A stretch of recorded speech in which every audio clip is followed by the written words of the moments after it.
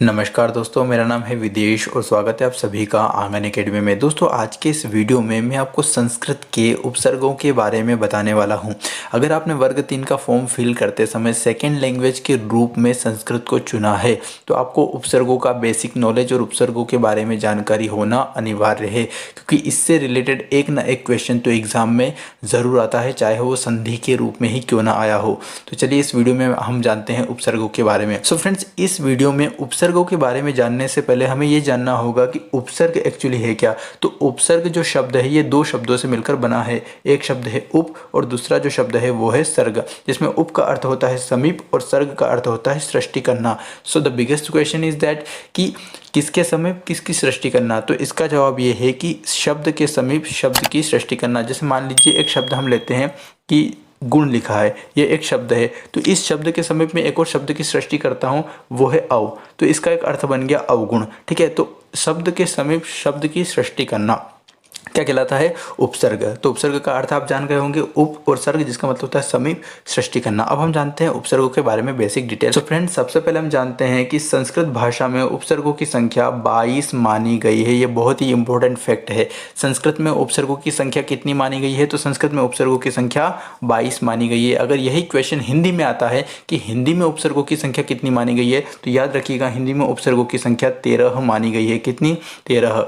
मैंने हिंदी में उपसर्गों पर एक वीडियो ऑलरेडी बना दिया है। अगर आपने वो वीडियो नहीं देखा है तो इस वीडियो के बाद उस वीडियो को भी आप देख लीजिएगा। मैं ऊपर आई बटन में उसकी लिंक दे दूंगा, या फिर होगा तो डिस्क्रिप्शन में भी उसकी लिंक मैं डाल दूंगा। तो हिंदी में उपसर्गों की संख्या 13 है, लेकिन अगर यही सवाल संस्कृत में आता है तो बिल्कुल भी कंफ्यूज नहीं होना है। हिंदी में 13 और संस्कृत में उपसर्गों की संख्या कितनी है? तो वो 22 है।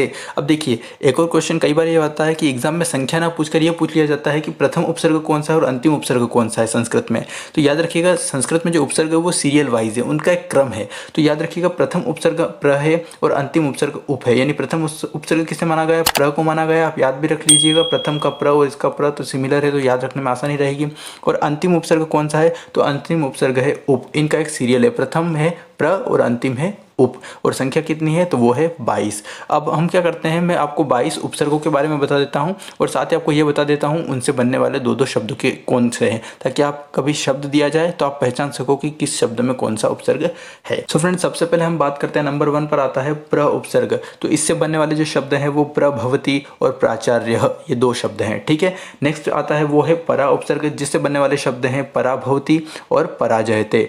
नेक्स्ट है वो है अप उपसर्ग, और इससे बनने वाले शब्द कौन से हैं? तो इससे बनने वाले शब्द हैं अपनयति और अपहरति। नेक्स्ट है सम उपसर्ग, और सम उपसर्ग से बनने वाले शब्द कौन से हैं? समहरति और संगच्छते। याद रखिएगा, इनका साउंड बदल जाएगा। ये जो आगे वाला शब्द है इसको ध्यान में रखकर इनका जो साउंड है वो बदल जाता है। कभी न का साउंड आता है, कभी म का साउंड आता है। इस पर एक डिटेल वीडियो में आगे बनाऊंगा संस्कृत की इस सीरीज में। ठीक है, तो ये से क्या बनेंगे? संहरति और ये संगच्छते। फिर नेक्स्ट हम बात करते हैं अनु उपसर्ग के बारे में। तो इससे बनने वाले जो शब्द हैं वो है अनुचरति और अनुकरोति। ठीक है, अगला जो उपसर्ग है वो है अव उपसर्ग। इससे बनने वाले शब्द कौन से हैं? तो इससे बनने वाले शब्द हैं अवरोहति और अवगच्छति। नेक्स्ट आता है वो है निस उपसर्ग है। निस, इससे बनने वाले जो शब्द हैं वो है निःशंक और निष्कलंक। ठीक है, अब ये यहाँ पे निस है और यहाँ पे ये विसर्ग क्यों लग गया, यहाँ पर ये षटकोण वाला स क्यों आ गया? ये हुआ है संधियों की वजह से। संधियों पर जो मैं वीडियो बनाऊंगा उसमें बिल्कुल आपको इसके बारे में बताऊंगा। तो अभी आप ध्यान रखिएगा, जहाँ भी निष्कलंक आता है या निष्कलंक आता है तो इनमें कौन सा उपसर्ग होता है? तो इनमें आपका होता है निश उपसर्ग। ठीक है फ्रेंड्स, नेक्स्ट हम बात करते हैं निर उपसर्ग के बारे में। तो निर उपसर्ग से बनने वाले शब्द कौन से? एक है निर्गच्छति और एक निर्भिलयति। ठीक है, निर्भिलयति और निर्गच्छति। नेक्स्ट हम बात करते हैं दुष् उपसर्ग के बारे में। तो दुष् उपसर्ग जो है इससे बनने वाले जो शब्द हैं वो है दुष्करः और एक दुष्टः। ठीक है, देखिए यहाँ भी षटकोण वाला श जो बन गया है, तो वो भी संधियों की वजह से हुआ है। मैं आपको बताऊंगा आगे किन संधियों की वजह से हुआ, अगले जो वीडियो बनाऊंगा मैं संधियों पर उनमें। अगर हम बात करते हैं दूर उपसर्ग के बारे में, तो इससे बनने वाले जो शब्द हैं वो है दुर्लभः और दुराचरति। फिर आगे बात करते हैं वी उपसर्ग के बारे में। तो वी उपसर्ग से बनने वाले जो शब्द हैं वो है वितरति और विनयति। ठीक है, फिर बात करते हैं आंग उपसर्ग के बारे में। देखिए यहाँ ध्यान रखने वाली बात है, इसे आंग उपसर्ग भी कहते हैं और साथ ही इसे आ उपसर्ग भी कहते हैं। और ये जो आंग उपसर्ग है ना, साउंड इसका सिर्फ आ ही रहेगा, ऐसा नहीं कि जैसे यहाँ पे लिखा है आगच्छति। ठीक है। और यहाँ पे लिखता है आजन्म, तो इसका साउंड ये आंग उपसर्ग तो इसे कहते हैं, लेकिन इसका साउंड आंग गच्छति या फिर आंग जन्म नहीं होगा। उपसर्ग जो साउंड होगा उसका वो सिर्फ आ होगा, ठीक है। तो इसे आंग उपसर्ग भी बोलते हैं और आ भी इसे बोला जाता है। तो इस ऊपर उपसर्ग से बनने वाले शब्द कौन से, आगच्छति और आजन्म, ठीक है। फिर बात करते हैं नि उपसर्ग के बारे में। तो नि उपसर्ग से बनने वाला जो शब्द है वो है निकटः और नीचयः, ठीक है। फिर बात करें अधि उपसर्ग के बारे में। तो अधि उपसर्ग से बनने वाले शब्द हैं अधिकरोति, अधिहरति। फिर बात करते हैं हम अति उपसर्ग के बारे में। कौन सा उपसर्ग, अति उपसर्ग के बारे में बात करें तो अति उपसर्ग से बनने वाले जो शब्द हैं वो है अत्यावश्यकम और अत्युत्कृष्टः। अति प्लस उत्कृष्टः, अत्युत्कृष्टः, और अति प्लस आवश्यकम क्या बना, अत्यावश्यकम, ठीक है। तो ये अति, ये अत्या क्यों बन गया, इस ये भी यहाँ भी संधि लगी है और बिल्कुल संधि पर बहुत जल्दी एक वीडियो लाने वाला हूँ। फिर बात करें अपि उपसर्ग के बारे में। तो अपि उपसर्ग से बनने वाले जो शब्द हैं वो है अपीनाम और अपिधानम, ठीक है। फिर बात करते हैं सु उपसर्ग के बारे में। तो सु उपसर्ग से बनने वाले शब्द हैं सुजनः और सुकर्मः। फ्रेंड्स, फिर हम बात करते हैं प्रति उपसर्ग के बारे में। तो प्रति उपसर्ग से बनने वाले शब्द कौन से, प्रत्यक्षम, प्रति प्लस अक्षम, प्रत्यक्षम और प्रतिकरोति।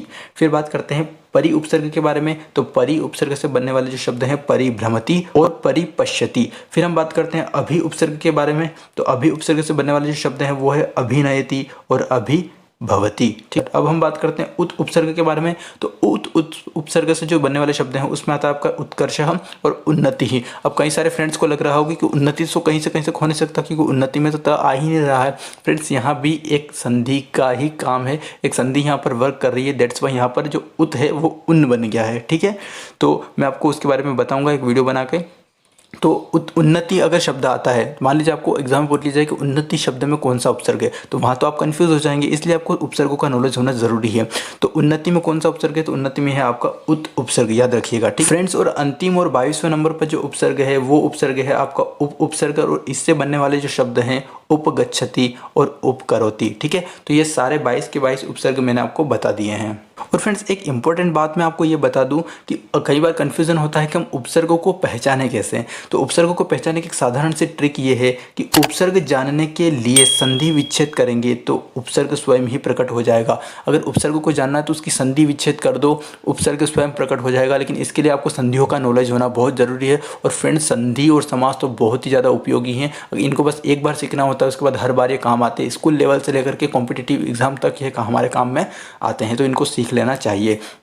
तो अगर आपको संधि विच्छेद करना आता है ना शब्द का, तो आप उपसर्ग को चुटकियों में निकाल सकते हैं, बिल्कुल भी कोई भी डिफिकल्टीज आपको नहीं आएगी। जैसे मैं आपको बताता हूँ, जैसे हम एक शब्द लेते हैं, मान लीजिए हमने शब्द लिया परिभ्रमति, तो आपको सोचना पड़ेगा कि इसमें क्या उपसर्ग है। लेकिन अगर आप इसका संधि विच्छेद करोगे तो आपको खुद पता चल जाएगा कि परिभ्रमति जो बना है परि, है ना, साथ ही प्लस भ्रमति, इन शब्द से मिलकर आपका बना है परिभ्रमति।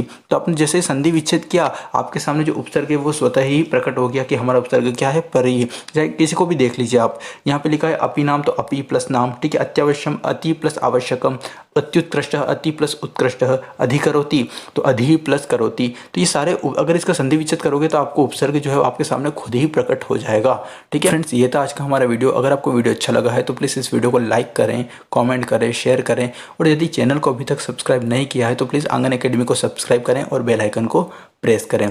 Thanks for watching this video.